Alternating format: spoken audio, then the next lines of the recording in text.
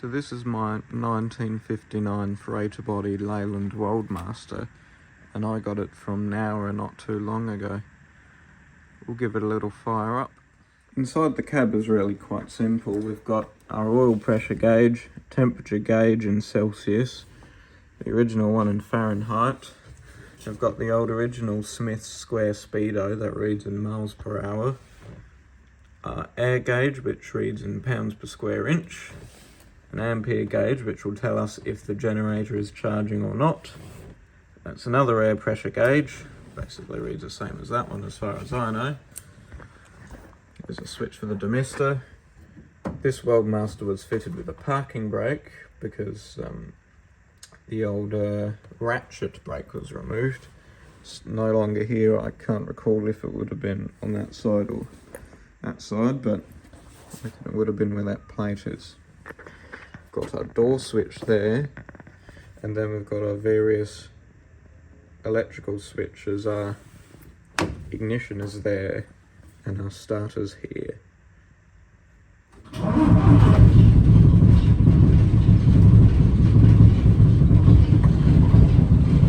We got oil pressure.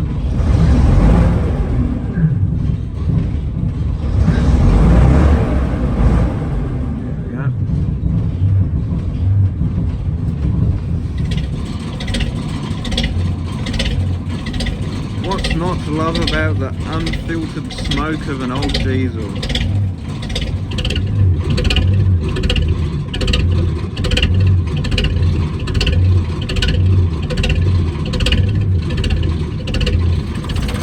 And here we've got the motor. You can tell it's got a very slow idle speed, as you can see the crankshaft moving at a slow rate.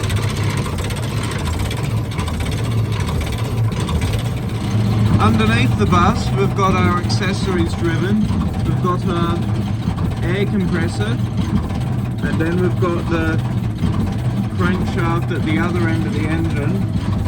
So this is the front of the engine, and this drives through a couple centre bearings to a gearbox here. This gearbox splits the front side of the crankshaft into two other shafts. One of them drives the generator, and the other one drives the radiator fan. A good bit of engineering. That means you don't have any belts to replace. Want to hear a little rev?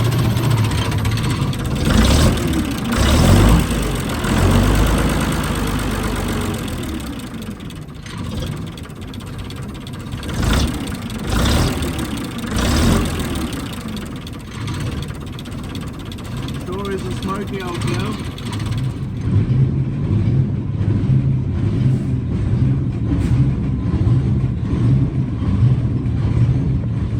Now I know this has got an old Victorian Rego sticker on it, and it does appear to be a bit green and cream, but that's not where the history originally lies in this bus.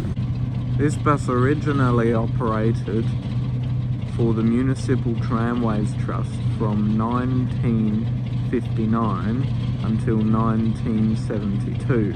This was the last of all the Leyland Worldmasters to be built.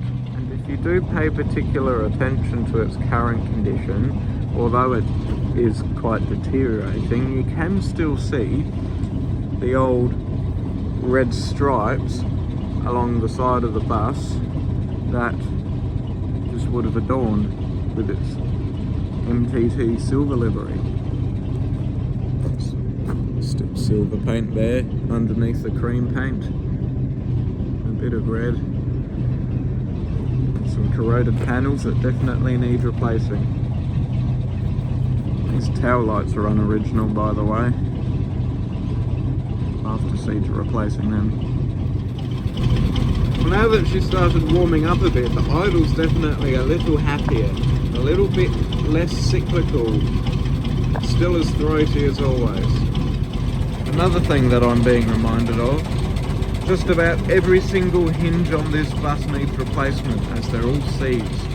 And just about every single other perishable item on this bus, including the window felts and the rubbers, look like they need replacing as well. The window's not going anywhere for now, but it's a little bit rattling.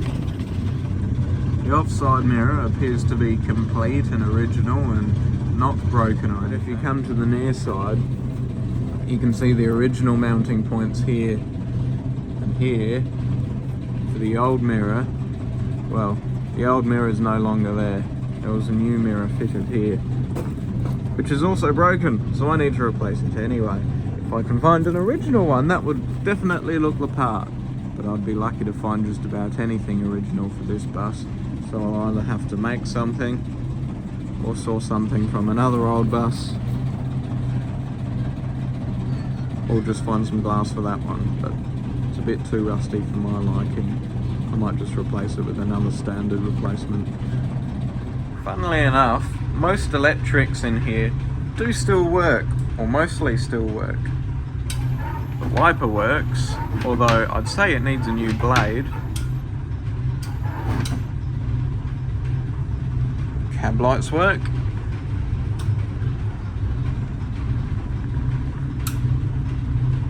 The driver fan works, which I genuinely do not know if that was an original fitting or if that was put on during its Victorian operating days.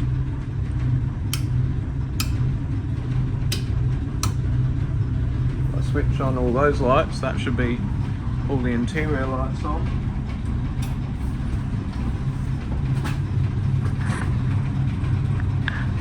They all do work, however, it does look a bit dim when they're cold and it's during the daylight hours. But trust me, they do look much better at night. And little would you know, they all work, except for maybe that one. It was working when I bought the bus.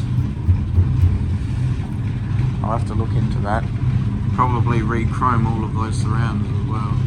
They do look a little bit tired.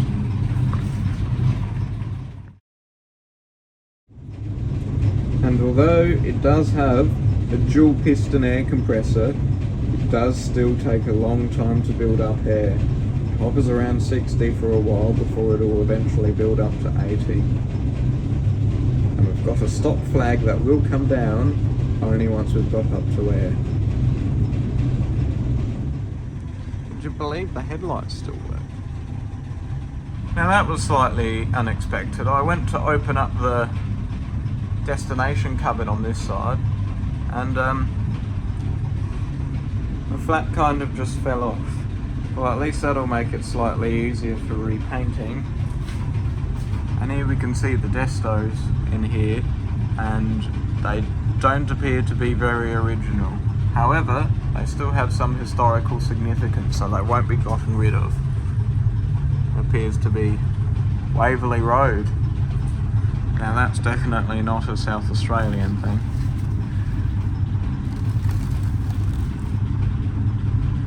Chadstone. Box Hill. Many other places. However, I want to be very delicate with these destination rolls, as I will try to remake them, and some South Australian ones, with new fabric. So I'll take them off at another time. There's the wiper motor. Just as simple as you might think it would be. Just a basic electric wiper motor. The contacts there that run down to the switch, and the wiper arm there on the spindle. I don't see any on the other side. Shouldn't be too hard to get a replacement motor anyway.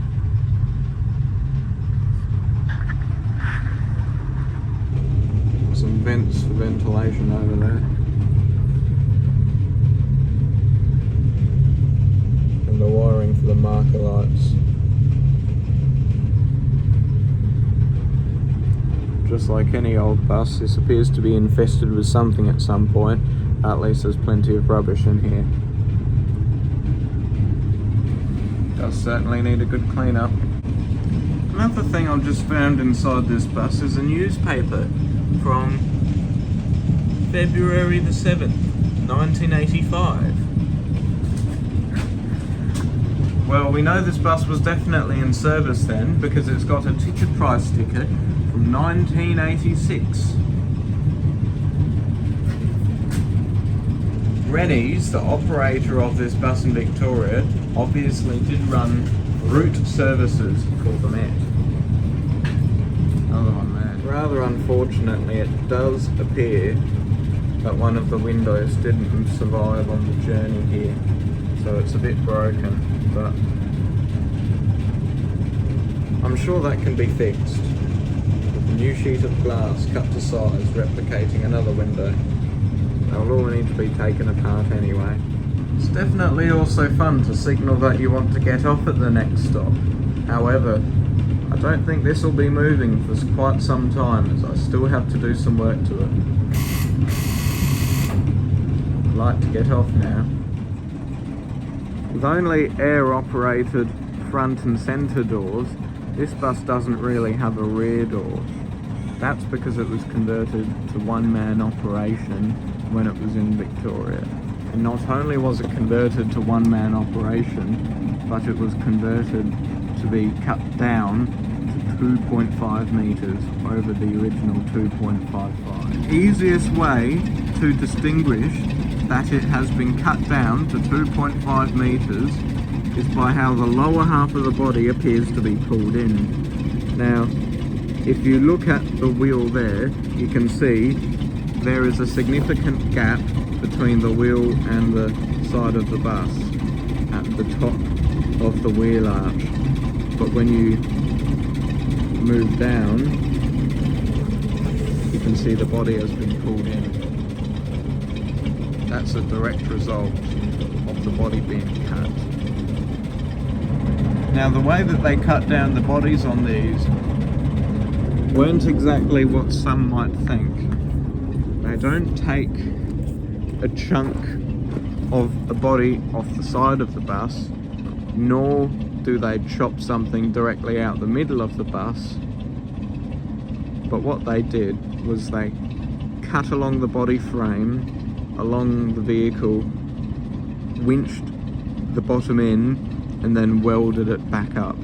That's what it allows the bus to parts 2.5 metres as opposed to 2.55, as the rest of the body on the top half of the bus doesn't count, just the same as the mirrors and any other fittings that would make it over width anyway. Tell me you're old without telling me you're old. It's definitely a bit of rust. And more than a couple missing rivets here and there. Popped out probably due to stress at some point. Or they've just corroded and said goodbye.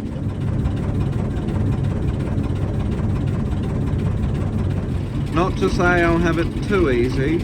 There's a couple little jobs I'll have to do here and there, other than replacing every single hinge on this. I do have some missing wheel studs all over the place. This wheel seems perfectly fine.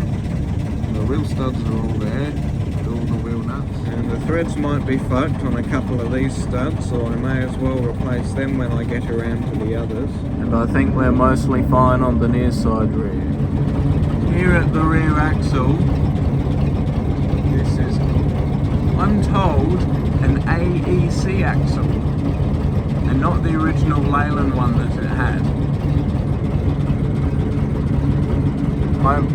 However, I am not a professional at this stage of determining that. One of the brake bottles appears to be cut off from the slack adjuster. That one's still there. However, I don't know. Those linings look a bit worn down. I think I'd have to replace them at some point. Now, the brakes don't appear to be too bad because I can still move them by hand if I hold the slack adjuster, and You can see the pads starting to seat. However, I'm not very strong to do it all myself.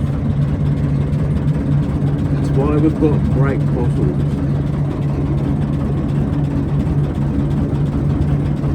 That one still hooked up surprisingly. I have just detected we have a slight exhaust leak from this flexi section. Appears to be a little bit rusty. A little bit of flexi pipe. It just appears to be siliconed on here.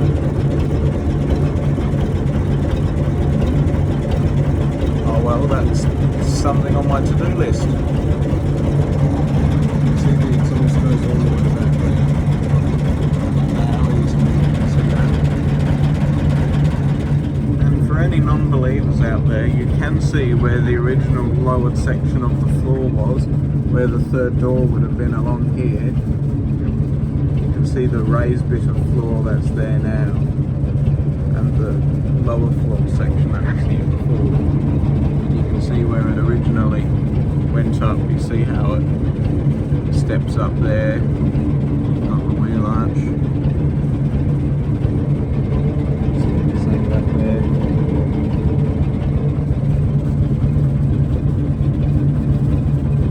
Interesting they didn't remove it to save on weight, but I don't think that was their main concern now, was it? Another thing that makes it stand out, you can see that was an original panel.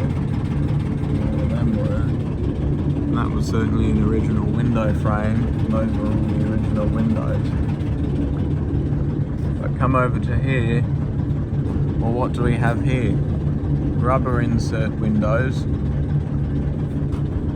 None that open.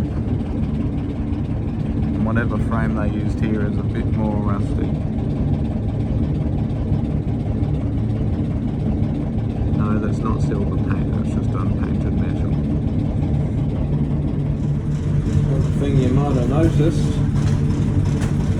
I do have a spare gearbox, and it's here, ready to go into the bus.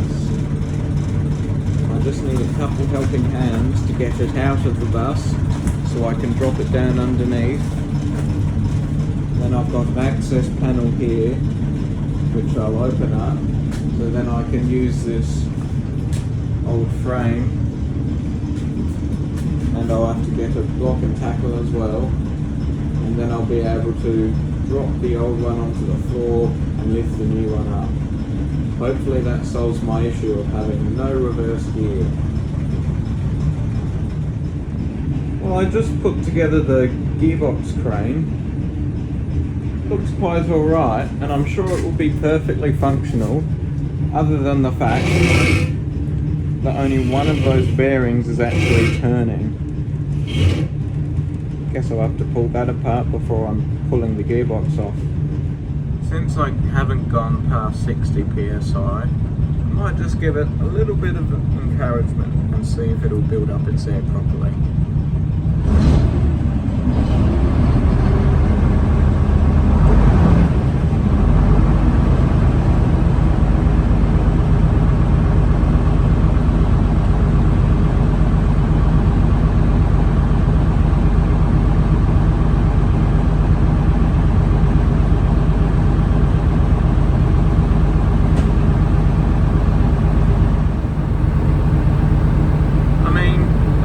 That's good. The air's going down, but that means the other cylinders are now filling up.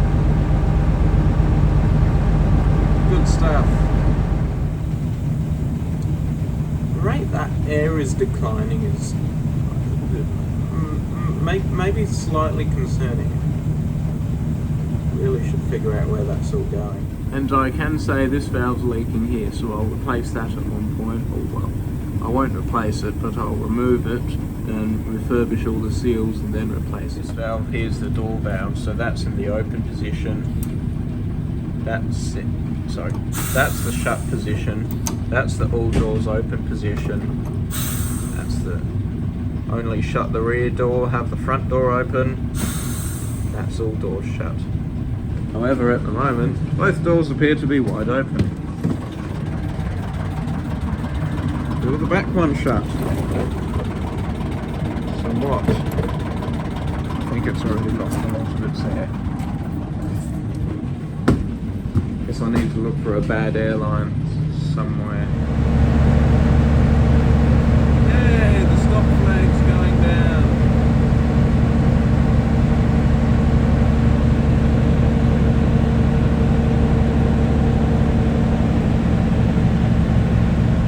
An issue I do seem to have with the bus, other than the fact that the air compressor obviously needs an overhaul,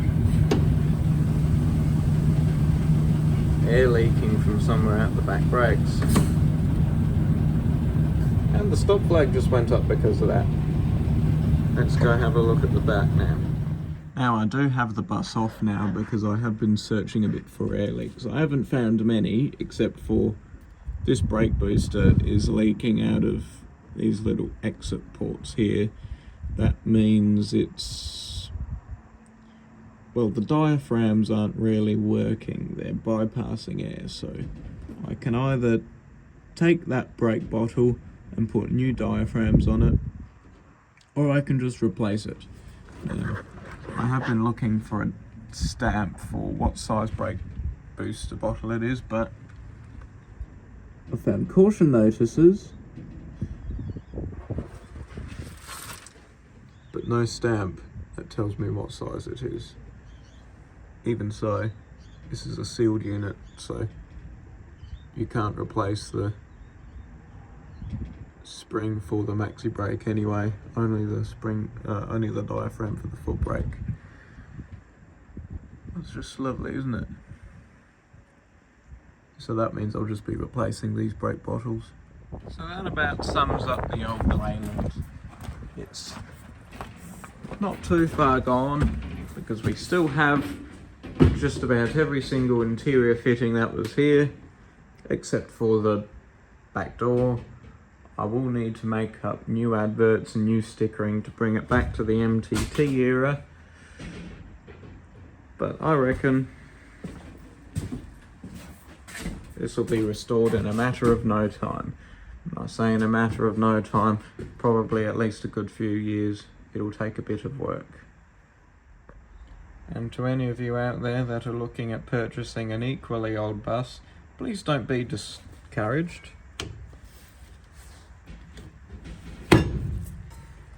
They're good buses. I think they'll just have to take a bit of scrubbing up to get it working well again. Oh, and that's another thing that's unoriginal. The doesn't have its old mount for its ticket stand or whatever you called it. It's got the Victorian era one, I reckon. It's not really pivoting, but that's what we've got. Might be able to make something up though. Let's see how we go. I reckon that's enough for this video. I'll be sure to update everyone on the progress of this Leyland when, well, I do make any progress on it. But for now it's here, back in Adelaide, no longer in New South Wales. Alright, bye for now.